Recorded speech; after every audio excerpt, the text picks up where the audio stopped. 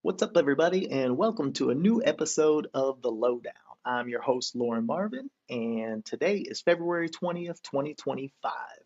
Today, we're going to focus a little bit in on my boy Bernie Sanders, kind of describing the essence of things that we're experiencing and seeing all over the place as we turn on our televisions and listen to people that don't sound anything like us from day to day. All right, so as we get started on this, I'm going to bring up this clip here of my boy Bernie Sanders talking in Congress and specifically laying out the three-tiered version of government system that we now are in the process of creating and what that may look like. And so those three are the oligarchy, authoritarianism, and kleptocracy, as it says on the screen right here. And while we go to do this, we're just going to focus particularly today on the kleptocracy aspect of things. And some of you may or may not have heard of what a kleptocracy is before, so hopefully this will help to clear up as we do a little bit of just kind of focusing in on what's being said. So let's take a listen here to what's going on with Bernie and what he thinks about this. He's just got done kind of establishing some real deep thoughts about both the sacrifices made in the past in order for us to continue to have the established form of government, even with all of the flaws that it has had in helping its citizens out, was never at war with its citizens in quite the same way in the recent history.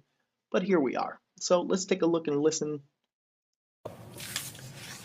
And Mr. President, under Trump, we are rapidly moving toward a kleptocracy as well. Just before the president was inaugurated, he and his wife launched their own cryptocurrency coins, giving them the potential to earn many billions of dollars. If Wall Street CEOs tried to bribe the president with a bag full of money, that would be illegal. That's against the law. But now they don't have to do that. Today, if a multi-billionaire, the head of a foreign country, wants to curry favor with the president, all they have to do is buy his cryptocurrency coins, and when they do that, they are directly enriching Mr. Trump. So, Mr. President, the question that millions of Americans are asking. Ooh, I can't wait to hear what this question that millions of Americans are asking. But nonetheless, the first thing that I did want to kind of focus on with this is that, yes, there were these crypto coins that were launched. And I know that many people out there may not be familiar with crypto coins, but crypto coins are one of the highest yielding schemes and scams that has ever taken place in the United States of America. Bernie Madoff levels of fraud and embezzlement happening on the large in the way that these coins, as you call them, are actually designed to be laid out and executed from the front, supposedly to sometime down the line in the distant future.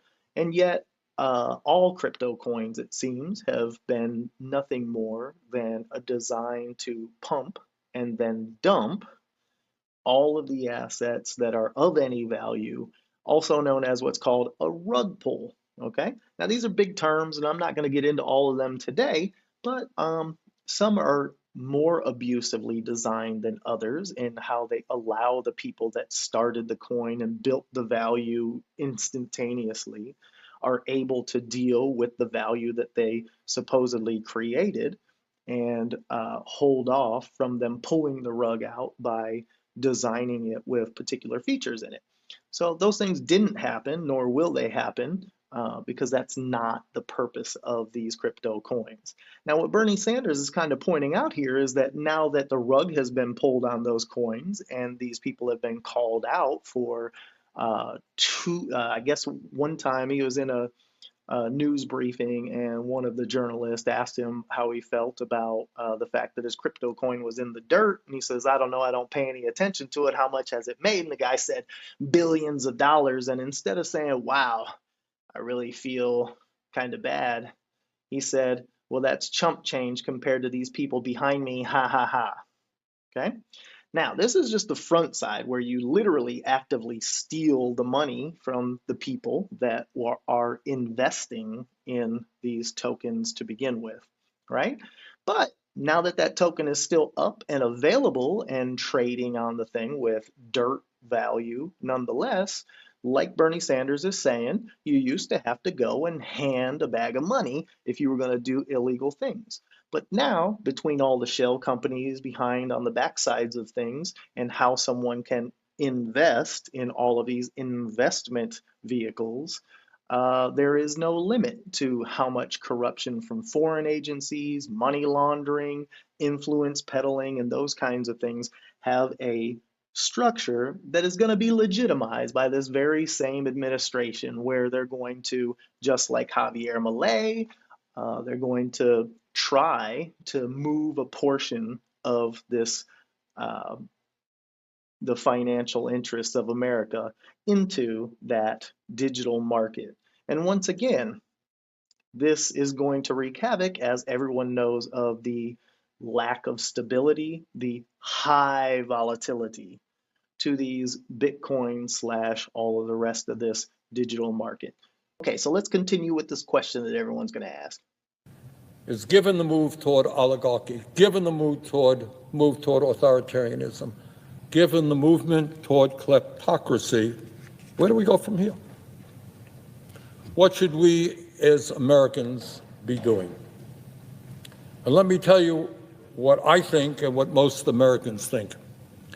And that is, instead of moving toward an economy which is designed to benefit the very richest people in our country, we have got to create an economy and a government that works for all of us, not just for Mr. Musk or Mr. Bezos or Mr. Zuckerberg. Mr. President, at a time of massive wealth and income inequality, we have never had more income and wealth inequality than we have had right now. It is beyond stupidity to provide more tax breaks to the very richest people in our country, and then to pay for those tax breaks by cutting back on Medicaid and other programs desperately needed by working families all across this country. That is what we should not be doing. But let me take a moment. Okay, so here we start to lay out this reality about what is taking place. And yeah, this is old news from Bernie Sanders. He's been talking about the wealth gap in America throughout his entire career. But it seems to be more relevant as people begin to lose the reality of what America was built around with its government. Very little, and yet critically important aspects of how they helped the American people financially, structurally, and all of these other ways in which Americans have traversed this nation and not gone directly to the grave in desperation and poverty. And once again, that's not to say that there aren't people living in desperation and poverty before these particular types of changes have come around. But here we are literally going to destroy even the minimal attempts that our previous governments have established to try to create a safety net, knowing that the abusive legal practices in America, the abusive structuring of the economy in America, always has losers and always has deep depravity on the bottom side of it, in order for them to structure things in a way that's more beneficial for them.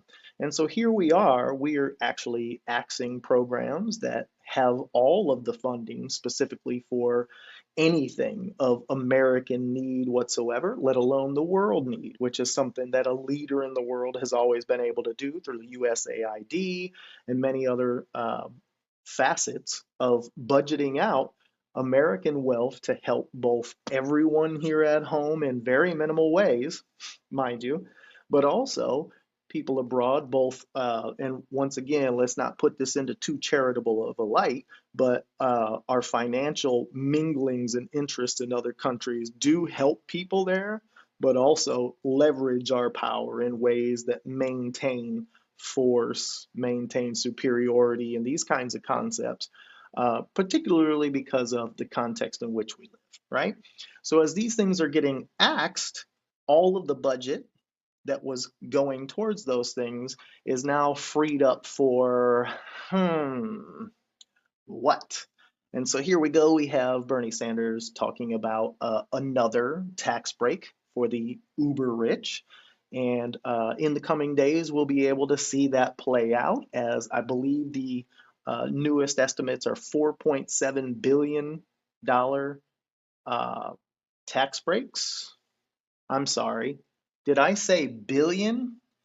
I meant trillion. And once again, we'll see how that falls into specific tax brackets when we get to that point.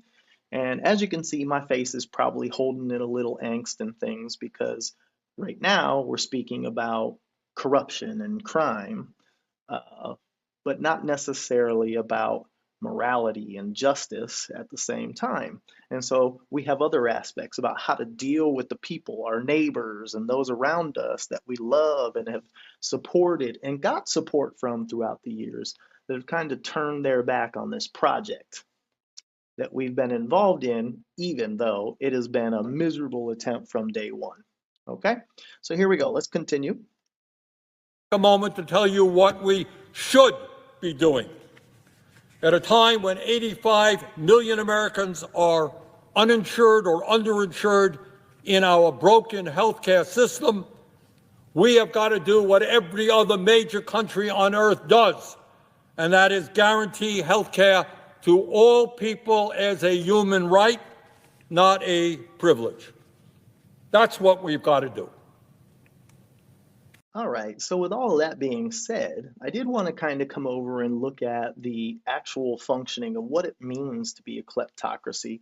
And in the meantime, also, if you're interested in what Bernie Sanders had to say in totality, it was an immense speech. It outlays a whole bunch of concerns, both before and after the clip that we have kind of discussed here today. And so I will put that link in the description below. Make sure you check it out. Also, reminder, hit like and subscribe if you haven't already, and also tell people about what's going on out there and encourage them if this seems like it would be something that's useful to them, y'all. So in the meantime, what we're going to do now is kind of go over to Wikipedia, and we are going to kind of go down through the formal understanding of what a kleptocracy is. Okay, so this is Wikipedia, and once again, what a great resource for very superficial, but your precursor to an actual investigation, exploration, research into any topic. Many times you want to start here because they've actually already put together all of the resources that are good enough to get you started to figure out what you do believe and what you don't believe. Okay. And then they also summarize all those things as a community, and here we have them. So if you're interested, be sure to look down at the bottom of Wikipedia for the citations and sources, and they do inline citations as well for all of you scholars and nerds out there. Okay. But nonetheless, a kleptocracy is a government whose corrupt leaders use political power to expropriate the wealth of the people and land they govern. typically by embezzling and misappropriating government funds at the expense of the wider population. One feature of political-based socioeconomic theory is that there is often no public announcement explaining or apologizing for misappropriations, nor any legal charges or punishment levied against the offenders. And so I'll give you the opportunity, if you're interested in the political side of things, to line up some of these news articles and videos that we've seen lately of the myriad of examples of how this structuring is taking place to allow for the most corrupt and corruption we've seen by and large in America. Okay, so kleptocracy is different from plutocracy and oligarchy. In kleptocracy, corrupt politicians enrich themselves secretly outside the rule of law through kickbacks, bribes, and special favors from lobbyists and corporations, or they simply direct state funds to themselves and their associates. And once again, a million examples are already coming to mind right now. So you do your homework, whatever you want to say, the words you use, but hopefully this is hitting home to you about the kinds of avenues and formalized ways in which kleptocracy is there to affect a society as a whole. Okay, so we're going to come on down here a little bit further and under the characteristics of kleptocracy. It says that rulers often treat their country's treasury as a source of personal wealth and spending funds on luxury goods and extravagances as they see fit.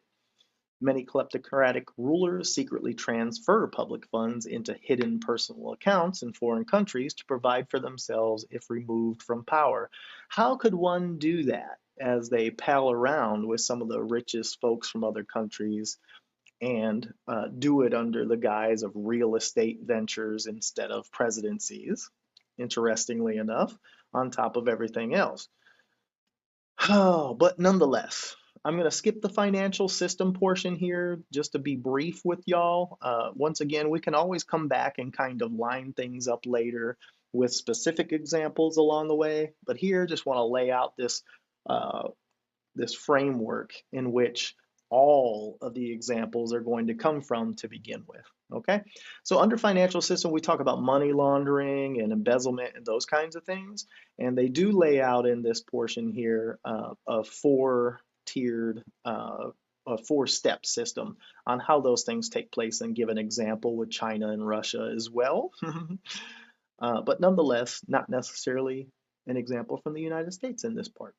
Now, on the other hand, when we look at how this works, it says here that the regime or government on a nation are typically adverse in regards to the welfare of the state's economy, political affairs, and civil rights. Kleptocratic governance typically ruins prospects of foreign investment and drastically weakens the domestic market and cross-border trade. Many of these concepts, once again, are going to sound very familiar, as kleptocracies often embezzle money from their citizens by misusing funds derived from tax payments, or engaging heavily in money laundering schemes. They tend to heavily degrade the quality of life for citizens. Once again, they can't take all the money if they're still giving some of it out, right? So we'll see how that works out. But here is the last part, and I'm going to read down through. In addition, the money that kleptocrats steal is diverted from funds earmarked for public amenities, such as the building of hospitals, schools, and roads and parks, having further adverse effects on the quality of life of citizens. And so some of those amazing things that we've seen in the news lately, like, hey, there's no fire department or whatever else may be there. So with all that in mind, that's the part that I really wanted to lay out for us today, is kind of a formalized understanding of what kleptocracy is all about. If you're interested in it, I will put some links to some panel discussions by anti-corruption journalists from across the world and their experiences fighting against kleptocracies. One of those examples is from the Maldives, where their wonderful president had sold off 29 of the, I think it's 1,000 islands that they have, or 500 islands, or 1,000 islands, I think. But sold off 29 of those islands without any public benefit. Privately sold the country's land. Okay? And once again, profited personally from all those things and then took off like a bat. So you can look into those things if you'd like. And once again, here we are. I think in the future, what I want to do with this podcast is definitely get as much into how we as individuals and as a community can band together around values that help to promote society instead of destroy society, how we can speak the same kind of language that helps us to be able to reconstruct stability, both in our lives and in the way that we interact in the community, as well as the worst is yet to come. All right, now I know that's bad news, but along the way, here we are. We're not waiting on understanding how these things work. They've been cataloged for us throughout all of our generations. We see exactly how dog whistles work. We see how red herrings work. We see all of these things coming into effect through the way in which we're being communicated to as the citizens of the United States of America. And we have got to find a way for us to begin to build that foundational level once again that will work for Americans, all Americans. Okay? And by all Americans, I mean people that live in America, bro. I don't care where you're from. All right. We'll talk to you later. Once again, if this has been helpful or interesting to you in any way, go ahead and hit like, subscribe if you haven't already. And also, the biggest part of this is a channel will never grow if no one else hears about it or sees it. And, you know, I'm sure you got those weird people out there that want to hear something about this along with every other aspect of life that we plan to talk about in the future. All right. We'll check y'all later. Once again, this is the Lowdown, and we out.